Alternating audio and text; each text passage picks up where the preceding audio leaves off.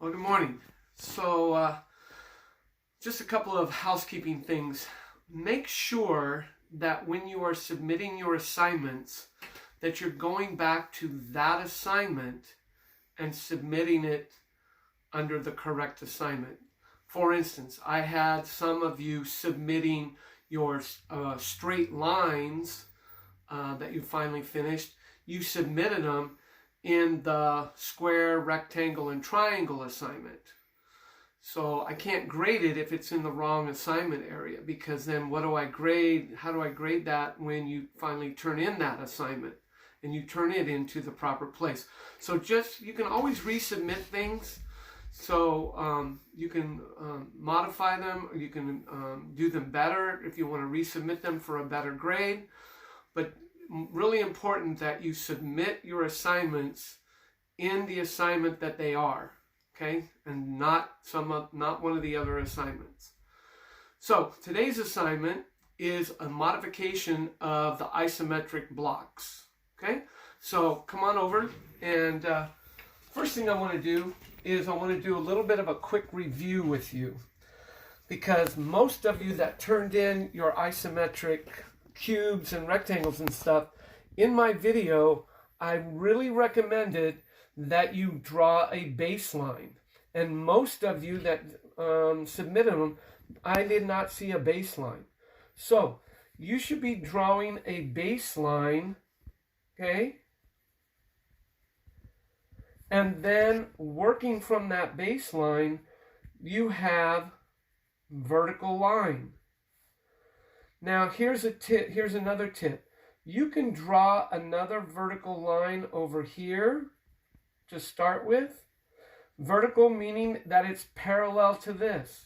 And then the same distance away, because we're working on the cube again, you want to come the same distance over here and draw another vertical line.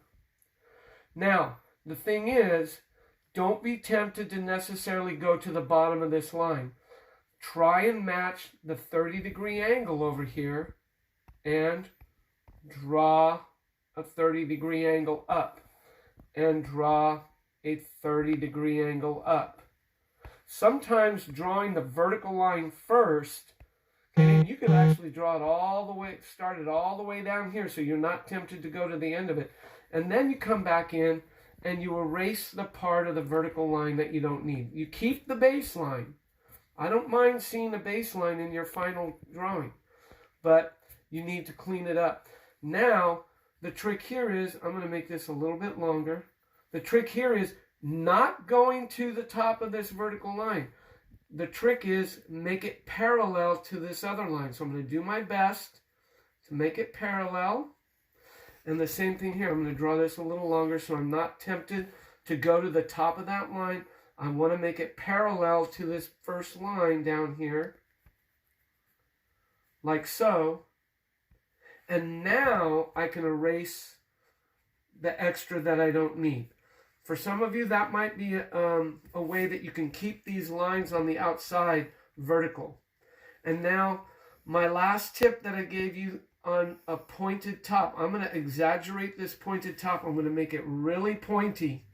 And there were several of you that were giving me drawings with pointy tops, and I don't think you watched my video very carefully, because again, if I use two straight edges, okay, one on there and one on the front, you notice, I hope you can see that these are starting to come together. And if I extend these out further, okay, still lining them up, way over here, you can see they're actually coming together. Then the same thing here. It's one of my straight edges there.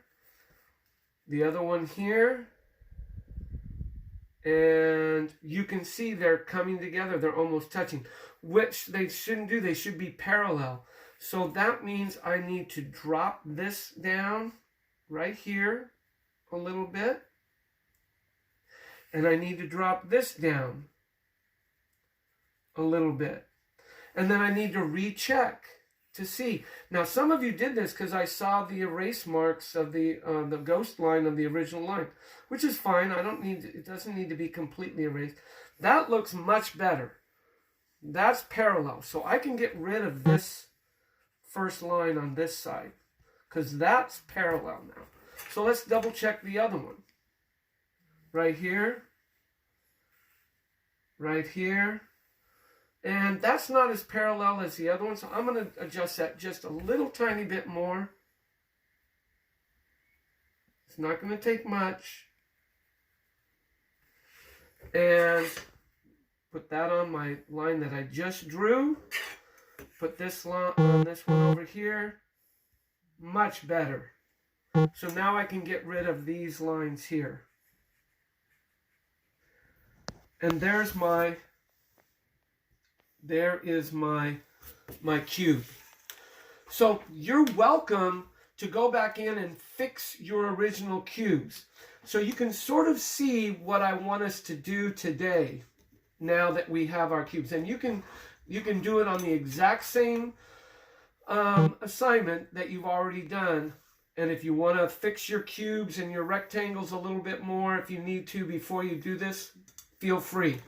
If you've printed off the original, then go ahead and practice some of these on the originals, on the samples here. And all I'm doing is I'm just cutting into them and making them look a little more 3D. So for instance, if this one I put a hole on the top, this one here, if I want to put a hole on the side, I can do so just by drawing another rectangle inside there. And then I draw a line parallel to this edge as best I can, a little short line there. And then by shading it in, it gives it more depth. Okay? So you can see I've done some different things here. You feel free to do whatever you want. Start off with a single surface, maybe go to to two surfaces on and they don't have to be the same. So like here I could draw maybe a triangular cutout. There's that depth line right there, and there's some shading, and that gives it a really cool 3D look. So the idea here is that you do cutouts however you want to do them in all 9 blocks, including the originals.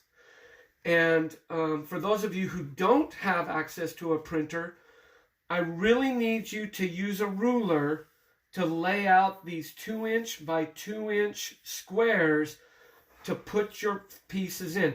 And you can use a ruler to recreate the original examples if you want. Use a ruler to recreate those as best you can, and then freehand, like everyone else, the 2. And make sure you do both practice squares.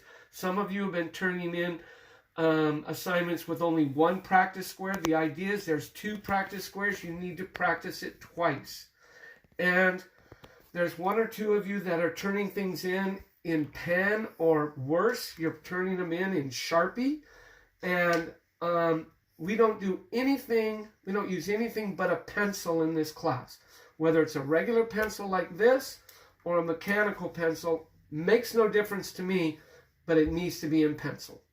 All right? So, have fun with this, be creative, and we'll talk soon. Bye.